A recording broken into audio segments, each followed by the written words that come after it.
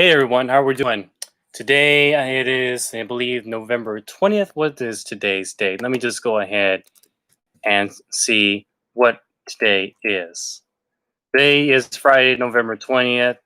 Anyways, just thought I might discuss another topic that I've been thinking about for a while in regards to a lot of social issues that are present today. Now, a quick background with how I was raised. I was raised in a family in which my parents eventually divorced. Now, I'm not saying that people shouldn't divorce at all if it's for the right reasons, okay? Sometimes a relationship and a marriage can be so bad that it has to result in a divorce. But I think that there is a serious problem with families, with marriage, and how children are nowadays, in especially in the United States. And what that mainly has to do is the fact that many children nowadays are growing up, in broken homes. Over the years, as I've seen in my personal research, the the degradation of marriage and families and relationships has gone downhill. And it's come to a point now in which the last I checked is that 40 to 50% of all marriages eventually end in divorce. And a lot of people are still in relationships and in marriages are not happy together.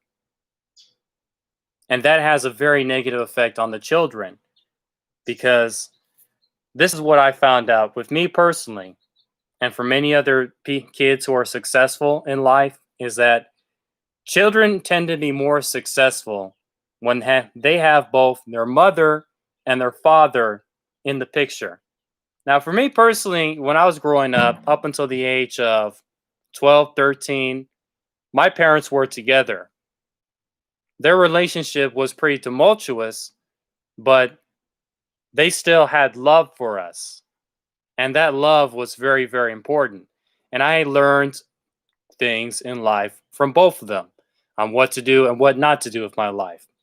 But I noticed many other kids don't even have that in their lives. And it's becoming more so the norm in the United States that children are raised without knowing who their father is or without knowing who their mother is. And it's gotten to a point now in which 23%, that's practically one of every four children, is raised by a single parent. And as I said before in my previous videos, I'm noticing that for a lot of women around my age and the older they get, most of them a lot of them are single mothers. And in some cases, we see that these are women that have multiple children by multiple different men from these marriages or relationships. That's a serious issue. Because as I found out, is that children who are raised in a broken home are more likely to fail in the long run in life because they don't have that solid foundation of being in a home in which they have both their mom and their dad working together and loving one another and putting in their efforts to collaborate and raising their children with love and teaching them the realities and how to live a happy and healthy life. Kids are only getting half of the picture because I will say this. You might say I'm traditional or old school, but I think that there are certain things that men provide in a relationship that women honestly cannot provide as much, and vice versa. There's things that women provide in a relationship that men don't provide as much. See, I remember I saw this one video a few days ago by this YouTuber I like named Danica Marie. Danica Marie is a black woman who is happily married to her husband, who's a personal trainer, and she talks about relationships nowadays. And one of her popular books that she wrote was submission is not the enemy, talking about how the traditional female roles of being the caretaker and nurturing the children and taking care of the home has been the ideal place for women and was actually worked. And she had this discussion with her husband in a video about toxic masculinity. And her husband said this, which I think is very spot on, and how I would want to approach a relationship and a potential marriage with a woman in the future. He says that the man is the head of the household, but the woman is the heart of the household. You can't have the head without the heart, and you can't have the heart without the head. It doesn't mean that one is better than the other. It's just each organ, each part of the body plays a certain significant role in how this whole body functions. So that is a great way to put it. See, I see it like this, is that men are the ones who lead in the long term in the relationship. Men are the ones who go ahead and lay down the law and set up boundaries and provide discipline for their children. Whereas women are the ones who are the nurturers, the first teachers of children, the ones who you can go to for anything if you need love and affection. Whereas a father is someone that you go more to for learning guidance, respect, giving you the real tools about how to live life. And see, the problem is with a lot of children is that they don't have both of those aspects in their lives. A lot of boys are growing up without their fathers. And a lot of girls might, well, maybe not as much as boys growing up without their fathers, but a lot of girls are also growing up without having their moms in their life. And that is a problem. There's a lot of single parents of the opposite sex of their kids that honestly don't know what they're doing in order to teach a father teaching her daughter how to be a woman, or especially a mother teaching her son how to be a man. See, I believe that only a man can teach a young boy how to be a man, whereas only a woman can teach a little girl how to be a woman. I got to be honest with you. It's like, what is it that a father is going to tell his daughter, when she has her first period? He's not going to understand what or know what to say to her, because that's not something that men go through. That's something that women go through. Or here's another example. What if this is kind of a joke, but I'll say it like this. What if a, a woman's son has his first erection? You know, he goes to class, he sees a girl that he thinks is sexually attractive, and then he gets a hard on. And then he comes home and said, "Mom, my penis went like this. Why is that?" She's like,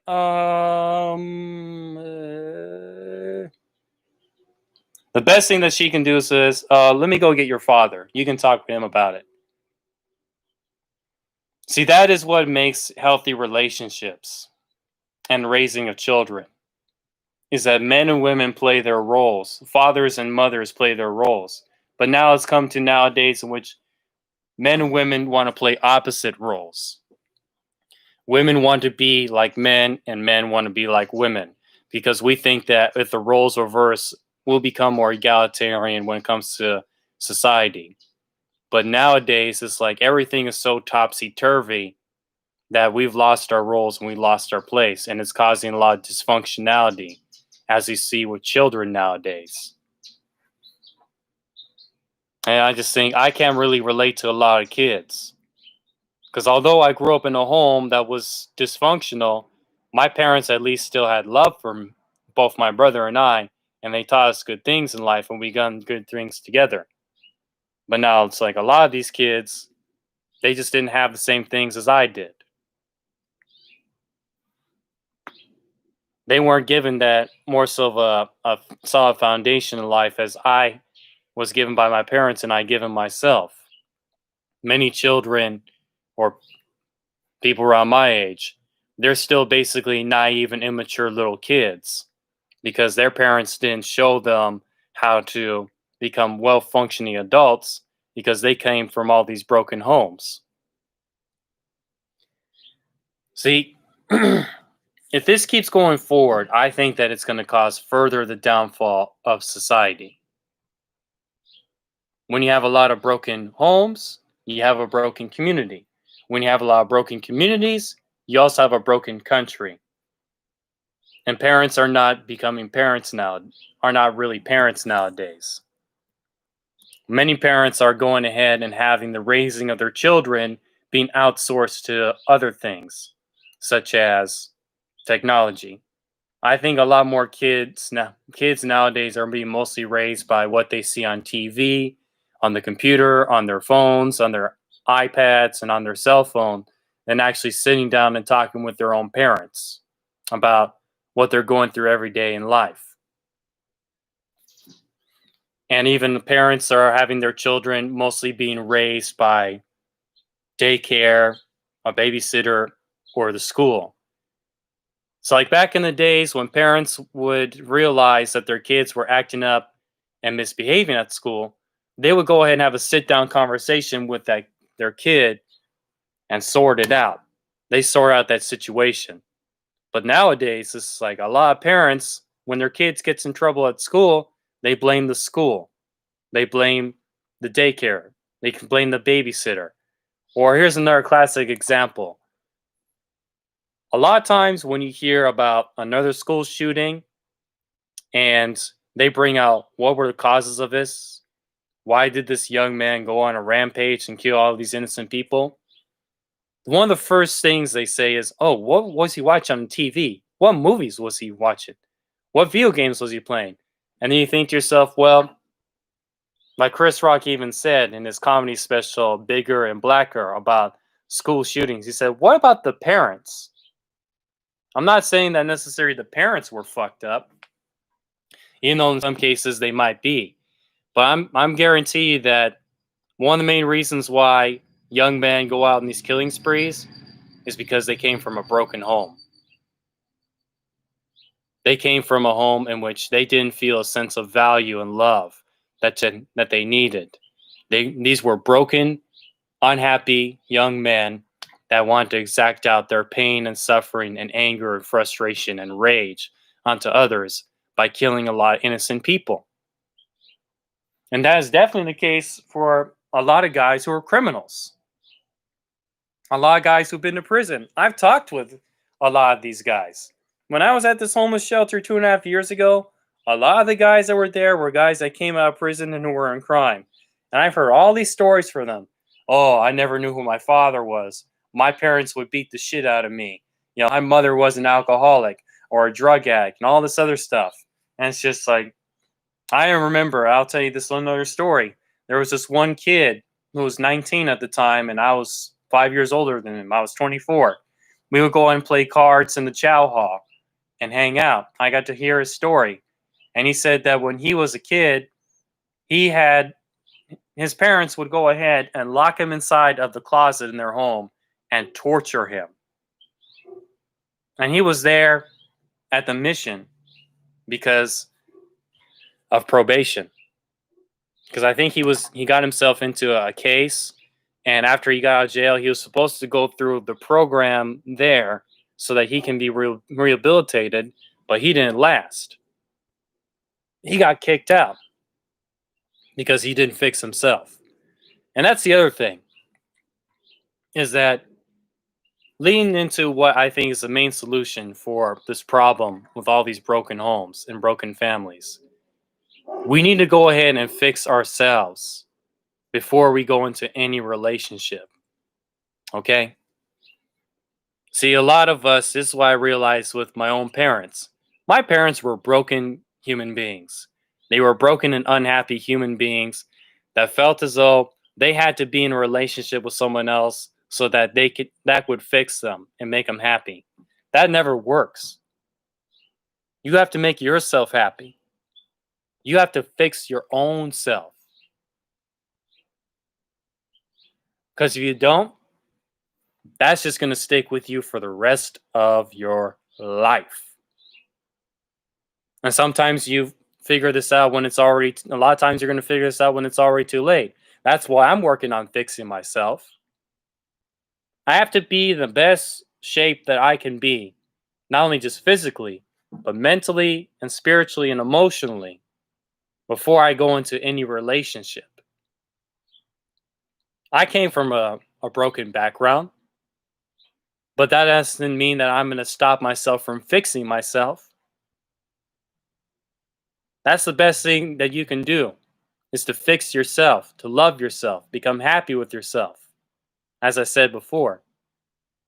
Because if you don't, that's going to rub off on the people that you have a relationship with, and that's going to rub off on the kids. One of my older friends, who was a bit of a wise man, told me this. He said, to be normal is to be insane. The older I get, the more I see how people are and their relationships and how they lead their lives. I get to see why that makes sense. As he says, their lives are insane. These people's lives are insane. Their relationships are insane. How they raise their children is insane.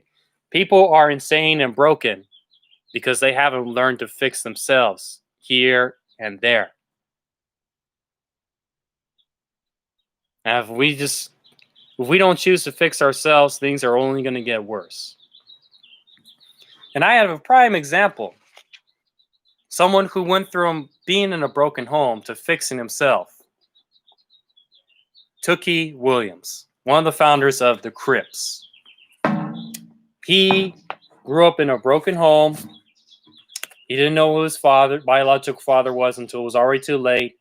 He was raised by a single mother who beat the shit out of him when he was a child. He moved from Shreveport, Louisiana to LA in the late 60s. And he was influenced by the street life. And this is what he had to say about him growing up without his father and eventually being in a gang. This is from chapter 38, Sons of the Father.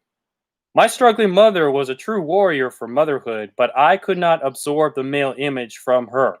There are thousands of fatherless households where male youths grow up to become responsible adults. Perhaps I was just needier. In my early life, absent a strong fatherly presence, I launched a doomed odyssey in search of uncovering a maleness to fashion as my own. Although my mother and grandmother contributed with fortitude, wisdom, dignity, and love, my psyche instinctively rejected their femininity as a base on which to build my manhood. My defiance was not an attack against my mother, but an effort to establish my manhood with no father around. See, that's why a lot of these young guys go into gangs, because they don't have their fathers in their life. They don't have anyone, a positive male role model, to show them how to be a man. And unfortunately, he realized what wrong he's done when he was sentenced to death row for killing 4 people. Even though he maintained his innocence, he still realized what wrong that he had done. And the reason why was because he never fixed himself. So, this is what he had to say about going into and fixing himself while he was in prison. When he was in prison, he went through a process of self-transformation. He read a lot of books on spirituality. He read a lot of books on African culture and different holy books in an effort to go ahead and to fix himself on the inside. And this is what he explains about himself in the state. This is chapter 37, Black Phoenix Rising. Many black men have been criminalized. They are spiritually deprived, cultural anoclasts, women abusers, neglectful fathers, drug-ridden, violent, illiterate, and self-destructive. I suffered from these vices that finally morphed into psychological illness. The infirm state of my mind was not genetic, but rather psychological instability and a survival adaptation to an environment that promised much and delivered my only degrees of failure. It wasn't too late for me to initiate my own self-therapy to make the transition into the realm of enlightenment. I have forever awakened the true black man within me. So, in order for us to fix this country, in order for us to fix our children, in order for us to fix our relationships, we first have to fix ourselves. We're all broken. Most of us are unhappy. But are we going to choose to stay there? Or are we going to do something about it? See, there's people that just let life happen, and there are people that are going to make life happen. The people who just let life happen are the ones who are miserable and complain all the time and don't take responsibility for their lives. Whereas those who make life happen are those who realize that it's up to me what I can do and how I can take responsibility for my life to make the best I can be. Having that attitude instead of letting life happen is what's going to help build your life. It's what's going to help make the best relationships. It's what's going to make you the best parent. And it's what's going to help you produce the best children you can be. There's some things that are out of your control. Your children are ultimately going to do whatever they can, whatever they're going to do with their lives. But at least if you have a solid foundation within yourself, you're going to provide more of a solid foundation for your own children. Am I there yet? No, I wouldn't say I'm there yet, but I'm creating more of a solid foundation right now while I'm still fairly young and morphing myself. You should do the same thing too. Don't jump into having kids if you're not ready. If you're not solid within yourself, then having children is not for you. Wait until you're solid within yourself. Wait until you fix yourself and become happy with yourself before you bring children to this world. Otherwise, not only are you going to suffer because you aren't ready, but your kids are going to suffer. And if it becomes more the norm of how this is going to be, then society is going to suffer as a whole. Fix yourself, and we'll fix this problem of kids nowadays. Just my thoughts on this. Of course, if you appreciate what I have to say, like, comment, share, and subscribe to the channel. Do you have anything to say as far as growing up in a broken or divorced home, or just stories that are relevant to this topic? I appreciate you commenting. But anyways, I'll be seeing y'all next time. I'm going to enjoy the rest of this nice Friday afternoon. Excuse me, I farted. What a way to end the video.